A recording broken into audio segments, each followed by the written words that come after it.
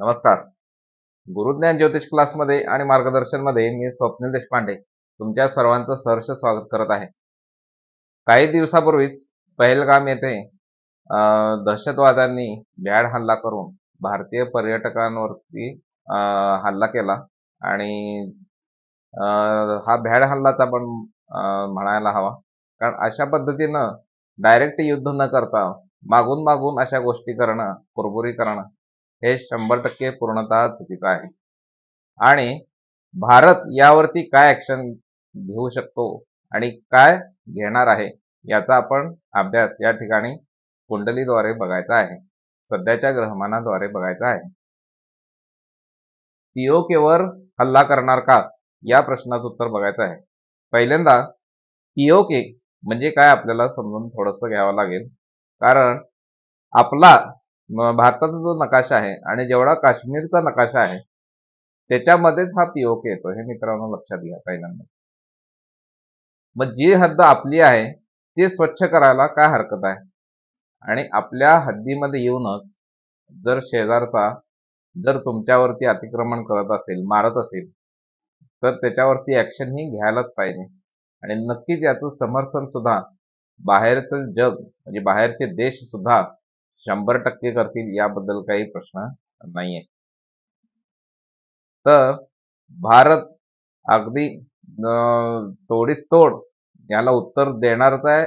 आणि पीओके वरती आक्रमण सुद्धा करावं लागणारच आहे. याचं कारण सांगतो. पूर्ण भारतभर अगदी असंतोषाची लाट पसरलेली आहे.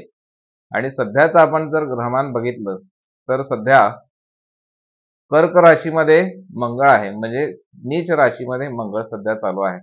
आणि कर्केटला मंगळ हा म्हणजे असू नये अशा पद्धतीनं तो ज्योतिषशास्त्रामध्ये म्हटला जातो. कारण कर्क राशीचा स्वभाव वेगळा आहे आणि मंगळ या ग्रहाचा स्वभाव या ठिकाणी वेगळा आहे. त्यामुळे जमिनीचे व्यवहार कोणतेही याबद्दल वादावादी होण्याची शक्यता या ठिकाणी दाट आहे. आणि जो काही हल्ला या पाकिस्तानाने केलेला आहे त्याचा मुंहतोड जवाब देण्याची ही वेळ आता आपली भारतीयांना आलेली आहे. आणि सर्वांनी एकजूट होऊन याचा सामना करावा लागेल. जरी समजा काही दिवस महागाई वाढली, जरी सुद्धा काही त्रास सहन करावा लागला, तरी सुद्धा भारतीयांना, हिंदुस्थानांना काही हरकत नाही असं थोडं सहन करावं लागेल. आणि कायमचा एकदा बंदोबस्त या घुसखोरांचा भारतीयांनी केला पाहिजे. आणि सध्याच्या दृष्टिकोनातून पाहता जसं ग्रहमान आपल्याला कर्क राशीचा मंगळ आहे तसं ते पाकिस्तानाला सुद्धा आहे. आणि त्यांच्या कुंडलीचा अभ्यास करतात त्यांच्यासाठी हे जास्त वाईट पद्धतीनं ग्रहमान आहे. आणि नक्कीच या ग्रहमानाच्या बरोबरच नरेंद्र मोदी साहेब, आपले पंतप्रधान साहेब, शहा साहेब सुद्धा याच्यावरती चांगला तोड काढतील आणि पुन्हा अशा पद्धतीच्या घटना घडणार नाहीत याची नक्कीच काळजी घेतील. आणि हा कर्क राशीचा मंगळ किती तारखेपर्यंत आहे? 6 जून पर्यंत 2025 पर्यंत आहे. याचा अर्थ असा आहे की 6 जूनच्या आत कार्यक्रम पाकिस्तानचा हे करणार म्हणजे करणार. आणि ते केल्यानंतरच भारतीय लोकांना शांती मिळू शकेल. नाहीतर पूर्ण भारतभर असा असंतोष पसरलेला आहे. कारण धर्म विचारून जर तुम्ही अतिरेकी लोकांना मारत असाल तर पूर्वी जे म्हणायचे की अतिरेक्यांना धर्म नसतो, तर या ठिकाणी त्यांनी हे वाक्य खोटं ठरवून दाखवलेलं आहे. अतिरेक्यांना धर्म आहे हे त्यांनी मात्र स्पष्ट करून सांगितलेलं आहे. आणि प्रवाशांना लक्ष केलंय याचा अर्थ असा आहे की प्रवासी हे वेगवेगळ्या प्रांतातून आलेले असतात. आणि वेगवेगळ्या प्रांतामध्ये मधून आल्यामुळे वेगवेगळ्या प्रांतामध्ये हा राग, हा असंतोष उठलेला आहे.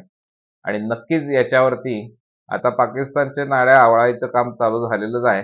आणि ते 6 जूनच्या आत नक्कीच सगळ्या नाड्या आवळतील आणि पीओके सुद्धा आपल्या ताब्यामध्ये घेतीलच असं मी या ठिकाणी खात्री मानतो. आणि बघूया काय होणार आहे. जजमेंट आहे माझं. बघूया, येणारा काळच आपल्याला ठरवेल. व्हिडिओ आवडला असेल तर लाईक, शेअर, सबस्क्राईब करायला नक्कीच विसरू नका. आणि तुम्हाला तुमच्या कुंडलीबद्दल काही प्रश्न असतील तर आम्हाला तुम्ही विचारू शकता. 98 22 11 94 72 या नंबरवरती. नमस्कार.